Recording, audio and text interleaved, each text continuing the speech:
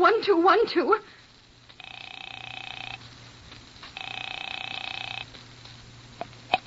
This is Scotland Yard.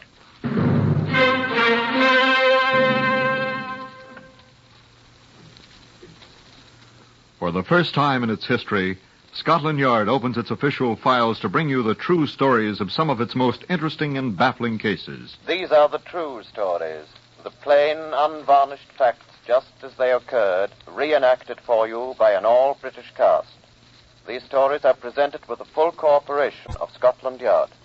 Research on Whitehall 1212 is prepared by Percy Hoskins, chief crime reporter of the London Daily Express. The stories for radio are written and directed by Wyllis Cooper. The next voice you will hear is that of Chief Superintendent John Davidson, custodian of Scotland Yard's famous Black Museum. Good afternoon. Will you have a cigarette? No, I'm sorry, not this case. This is the exhibit from the Black Museum, and it has fingerprints on it. Besides, if that makes any difference, it's empty. Yeah, one of these, if you don't mind. I smoke them myself. Insist on one of your own, then.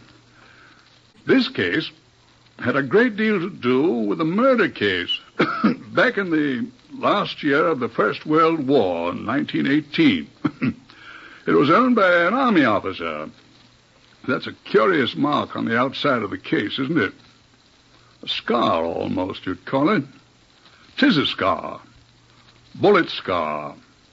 And here's the man to tell you how it came into our possession here at the Black Museum, Scotland Yard.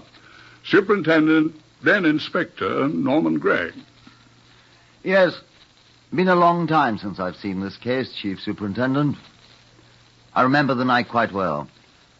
September 26, 1918, the day the Yanks began their fantastic offensive in the Argonne Woods in France.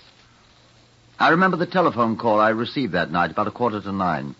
Inspector Gregg, will you go at once, please, to a house at 131 Ladbroke Grove, please? What's up, old boy? The chap's been shot, that's all I know, sir.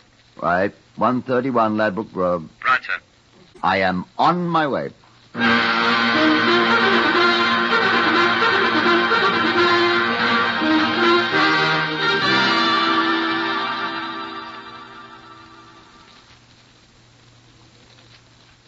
In a few minutes, thanks to one of the earliest of Scotland Yard's motor vehicles, I alighted near number 131 Ladbroke Grove, which is a fairly posh address.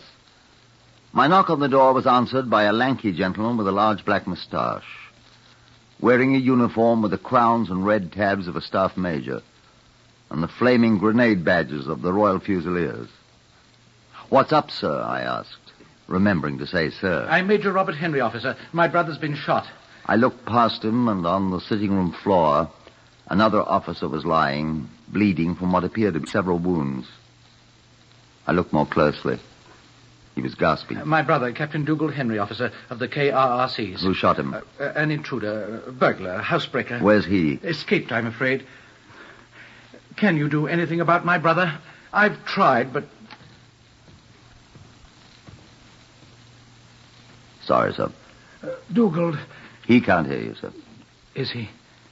Is he... Yes, sir. Now, sir, what happened? Dougall, old boy. What happened? There's nothing... Nothing, sir. I'm sorry. He's dead.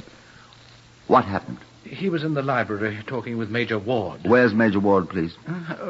He's in the library. Edmund... May I go in the library, sir? Is that it? Edmund's in there. And so he was. Oh, I say. Are you Major Ward, sir? Yes. May I have that revolver, sir? Huh? Oh, yes, of course. I'm afraid I fired it. At whom, sir? At the burglar. The man who killed my brother. But I'm afraid I missed him. I'm not a very good shot. He didn't miss. No. No. Poor Dougall. Is he dead? He is. Oh. You didn't give me a revolver, sir. Oh, excuse me. Thank you. This your service revolver, sir? Yes, of course. One goes on leave. Of course. Webley, caliber 38. Issue.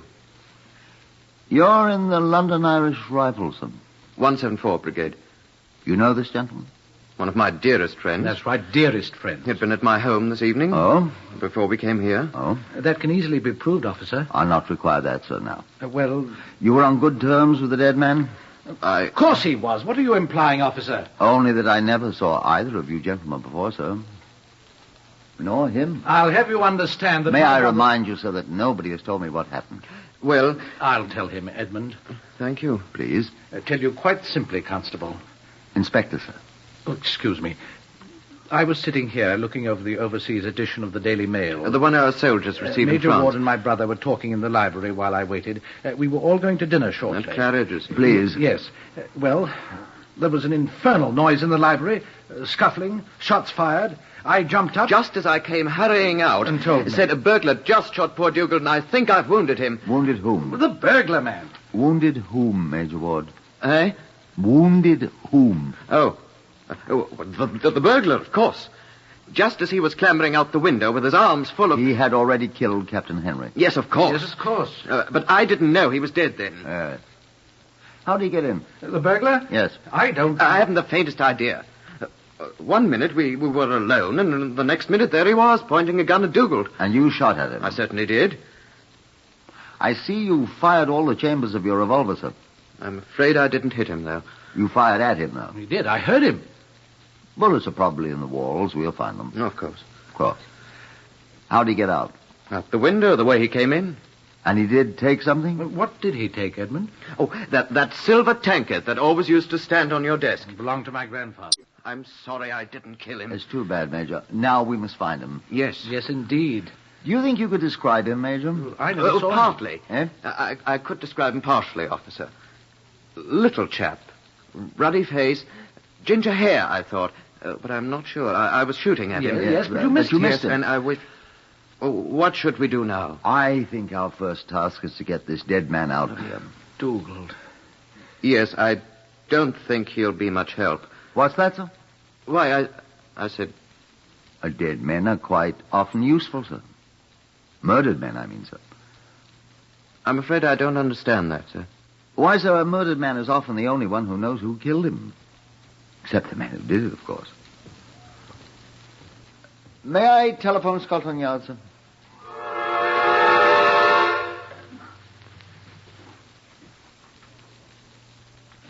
Major Robert Henry stood and watched sorrowfully as the detail I summoned from Scotland Yard loaded up his brother's body and started away to the mortuary with it. Where's Major Ward, I asked? He's lying down.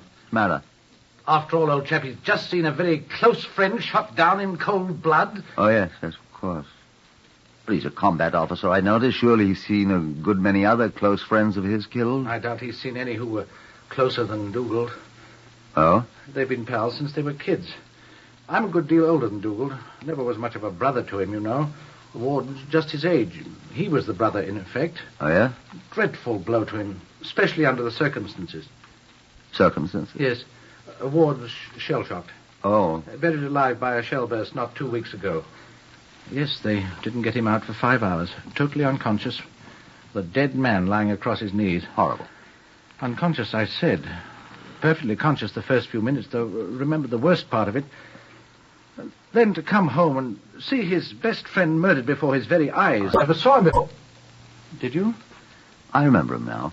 What? Oh, you've seen his picture. Everyone's seen it. I remembered it from the illustrated papers when he was married. To Marjorie Carswell. Marjorie Carswell, about 6 years ago.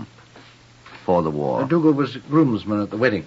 Oh? He was godfather to the first child, too. Yes, I remember now. Dougal's been stationed here in London for a year now, attached to some American something or other, while Ward's been overseas. Oh, yes? As soon as he heard Ward was home on sick leave, he popped out to Carling Hill. That's where Ward lives, Carling Hill. Did you say that was tonight, sir? This afternoon and tonight. Oh, yes. You said your brother returned here. He and Ward were booked for dinner at Claridge's. I asked them to stop past for a cocktail. Yes, I remember. They were in the library talking when this burglar, or whatever he was, entered and...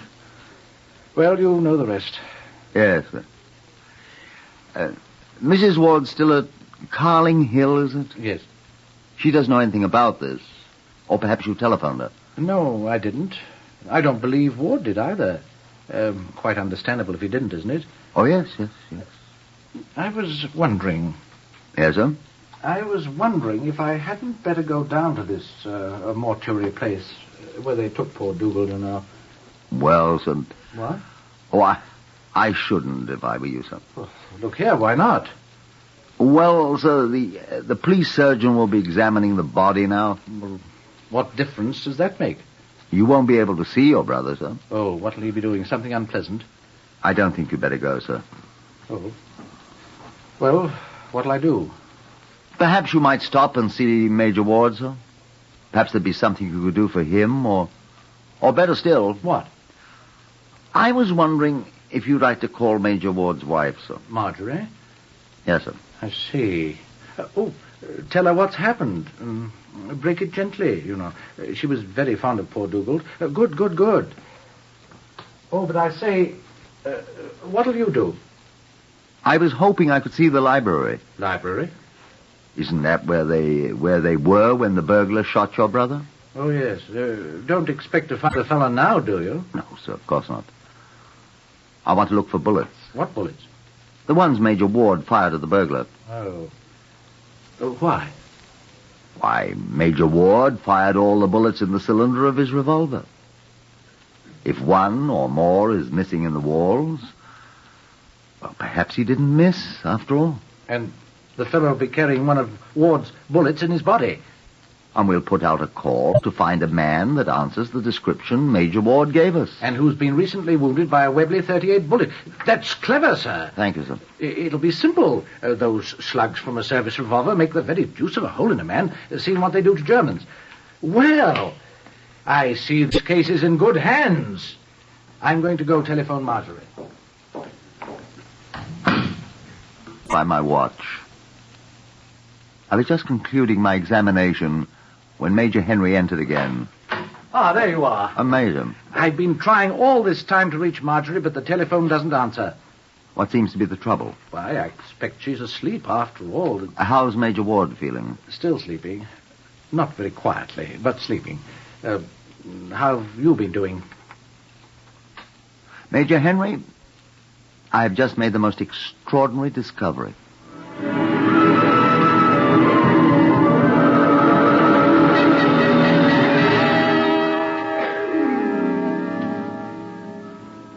Whitehall 1212, which you are listening to, is compiled from official Scotland Yard records. And this story, like all the others, is true, except for the names of the people involved. It is presented with the full cooperation of Scotland Yard. Research is by Percy Hoskins of the London Daily Express. And the stories for radio are written and directed by Wyllis Cooper. Now, back to the story of the murder of Captain Dougall Henry of the King's Royal Rifle Corps, which occurred in September 1918. Inspector Gregg had just told the brother of the murdered man that he has made a most extraordinary discovery in the library where the murder occurred.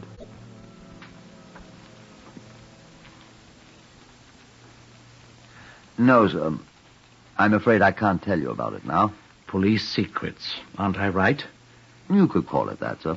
Well, I expect you'll tell me in your own good time, won't you? I probably shall, sir. I probably shall. Well, then. Now, I think Edmund Ward had better go home. Well, sir... Eh? Well, there's no harm in getting him home. I should think not. Yes, sir, quite. I was wondering something. Yes, sir? I'm due at the War Office in 15 minutes. Yes, sir? If I could persuade you to drive him home... you're quite through here for the moment, I fancy. You've made your extraordinary discovery. Yes, sir? Well, then, I could lend you a car. I think we can spare enough petrol. It'd be on official business, sir. Oh, quite so. So it would, wouldn't it? You'll do it, then, like a good chap. If I may make bold to ask you for a favor, sir. Naturally. Tit for tat, old boy. If I could borrow your car to drive me to the mortuary after I take Major Ward home. And breaking the news to Marjorie. Of course, sir. Well, I think so. Oh, I say, the mortuary. You wouldn't let me go there. This will also be official business, sir. Oh, of course. Sorry, I didn't think of that. Certainly, you may use the car. I'll send it back by a police driver, sir. Oh, I'll have my man drive you, sir. Let's see. What do you call yourself? I mean, how does one address you? Sergeant, Lieutenant, were you ever in the army? Yes, sir. Oh, really? A sergeant or... I was invalided out after Passchendaele, sir. Oh, I'm so sorry, Sergeant. I was a lieutenant colonel in the Royal Artillery, sir. I say, I do beg your pardon, sir. That's quite all right. Forget it, Major. Yes, sir. Thank you, sir. I'm ashamed to say I really did chuck my rank about just the slightest bit. I let Major Henry stand to attention a little longer than was absolutely necessary, and I let the other major, the one who had been so grievously shell-shocked, ride in front with the driver. We arrived at Carling Hill and drove sedately up to the small cottage he occupied with his wife whenever he was home. We entered. The place was dark. My wife should be somewhere about. Marjorie, dear? Marjorie, are you asleep? Marjorie, we have a guest. I'm afraid she's asleep. I'll go see.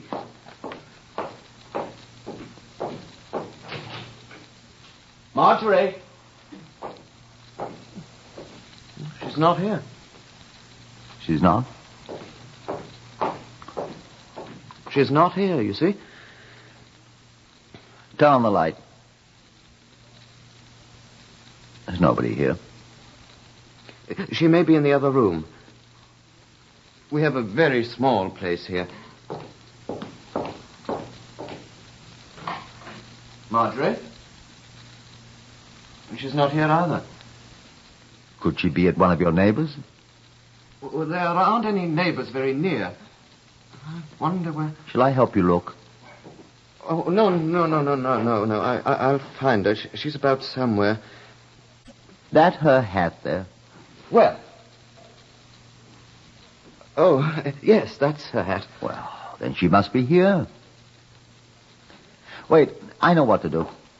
Where are you going? That's your telephone there. Yes, but who are you calling? Put me through to the nearest police station, please. No, don't do that. I can't have policemen running about... Inspector Gregg of the CID here, Scotland Yard. I should want a police constable here at once, please. No, please. There is no necessity to have a policeman here. I'll find her. I don't want any big, flat-footed constable mucking about in my house. Now, listen to me. Listen, I say Thank you very much. He'll be here in half a minute, Major. But I don't want anybody, I tell you. I'll wait a moment till he gets here. Now, where shall we look next, Major?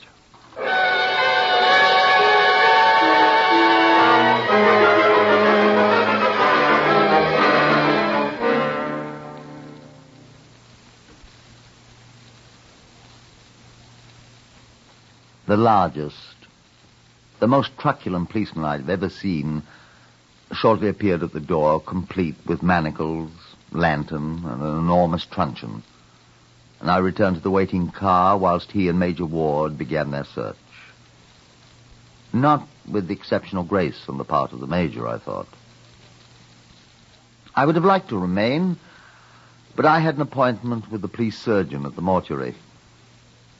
The body of the dead Captain Dougall, Henry, lay on a white table, now in considerable déshabille.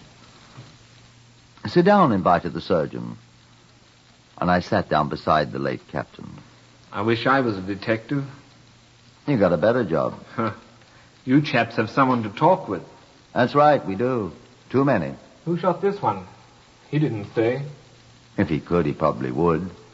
Where's he come from? Somebody'll catch it for shooting an army officer.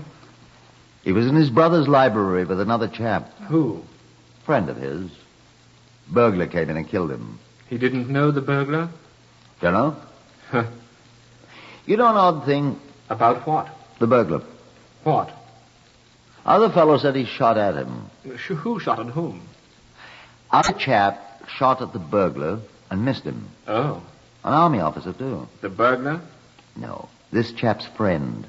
Lots of army officers can't shoot. And this one admitted it. That's unusual.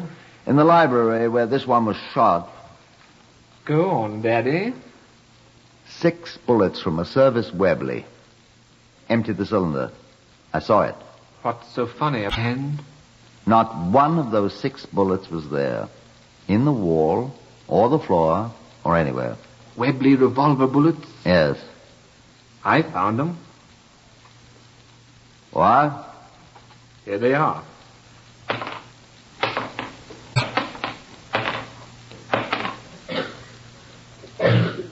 These are Webley bullets. Right. Where'd you get them? In the captain's body. Ah, there's only 5 here. Where's the 6th? In his tunic pocket. Here. How did it get there? Only one that didn't go into him. Flattened out against his cigarette case. See? Have one of the captain's cigarettes. Woodbines. No, thanks. I don't mind. I like Woodbines.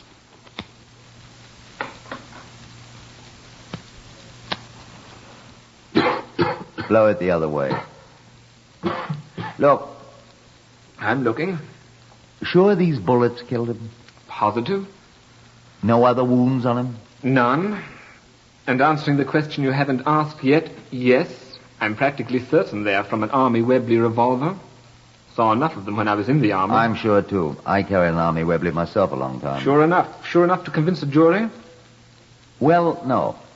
You haven't got a case. Who's that? Come in. Is Inspector Gregg of Scotland Yard here? Tell her no. No, madam. Who is she? Who are you, madam? Marjorie Ward. Marjorie Ward. Tell her to come here. I'm sorry. Will you come here, please, Mrs. Ward? Are you really Mrs. Ward? You're Inspector Gregg. How did you get here? I found a taxicab. You're a genius, madam. Where were you? How'd you know where I was? How'd you know who I was? Where were you? Give her a chance, Inspector. Answer me, please. I was in the cellar. Answer the rest of it, madam. The inspector wants to know. I was in the cellar all the time. I heard you and Edmund. I heard the constable come in. He's the one who let me out. Let you out? I told him I had to see the Scotland Yard man, and he said... Who's that? Oh, it's Dougall Henry. Oh, no. Is he dead? He is dead. He is dead. Then Edmund did kill him. Oh, poor Dougall. Don't please, madam. Be still. Why do you say your husband killed Captain Henry? He the one that had the bullets in the Webley? He the one that was with this poor blighter when the burglar... What are you talking about? What burglar? Is he? Yes, he's the one. What burglar? Your husband said he saw a burglar shoot Captain Henry. Where? At his brother's house. Robert's house? Robert Henry's. Where's the burglar? He ran away after the killing. Oh, poor Dougall. And your husband shot at him, but he missed. It was Dougall he shot at. There wasn't any burglar. Edmund murdered poor Dougall just as I said he would. Edmund murdered him. I know he did. You're very convincing, madam, but why should your husband shoot the man? Yes, why? They were friends? You fumbling idiot. Don't call names, please, madam. Both Inspector Gregg and I had grave doubts of your husband's story, inasmuch as the bullets that killed the late lamented are undoubtedly from your husband's service revolver. But why? Why should he? Because my husband's crazy. Yes, he is. Long before he got shot, he was crazy. I can prove he's crazy. How? Oh, listen to me, whoever you are.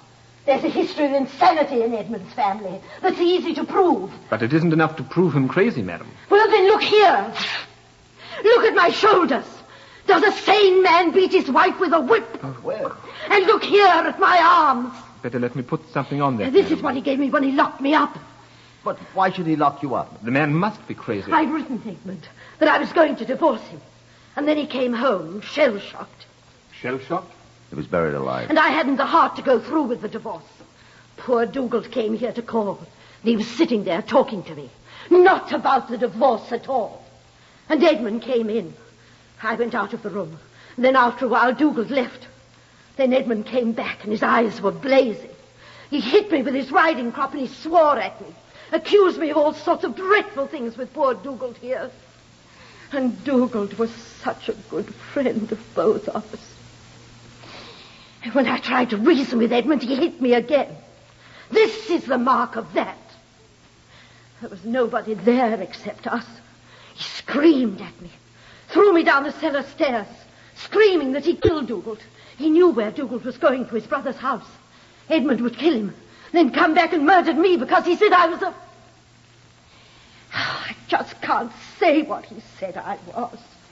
He slammed the cellar door, and I could hear him raving and screaming.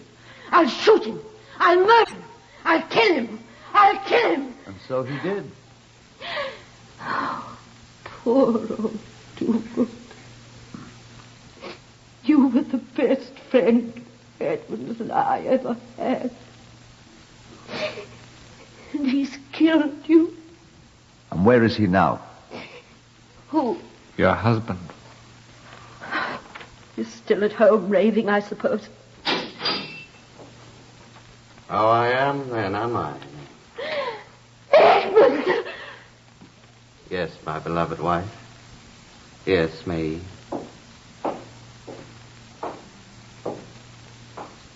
Hello there, Dougall, you. I did you in all right, old pal. And now... Oh, there you are, Marjorie. Stand up and be killed, dear. Made that silly great oaf of a constable tell me where you'd gone, and here I am. And I'm going to kill you. And you. And you. And you too, Dougall. Killed you once, I can do it again. He's got a gun. Didn't know I had another, huh? I'm an officer. I got 2 guns. Quite enough for everybody. You first, my dear. Well, I'm sorry. I don't seem to have any more bullets. Cartridges, I mean. Excuse me, Dougall, for not having any more cartridges Mark III. I seem to have used them all up killing you. Excuse me, sir. Is there something I can do for you? Edmund Ward, I arrest you on a charge of willful murder. Well, excuse me, sir. Sorry, dear. Beg your pardon, Dougall. Old chap. Here. I warn you that anything you say will be taken down in writing and may be used in evidence.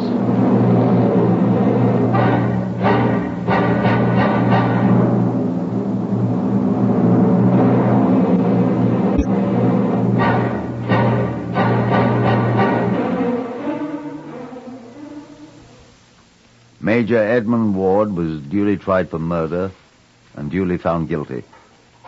He was, however, adjudged insane, and instead of the scaffold, he ended his days at Broadmoor. His wife got her divorce.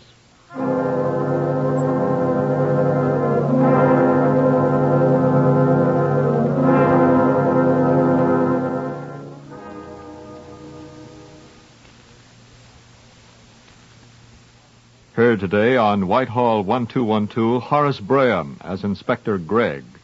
Others in the order of their appearance, Harvey Hayes, Guy Spall, Lester Fletcher, Gerard Burke, and Isabel Elson. Lionel Rico speaking. Cooper.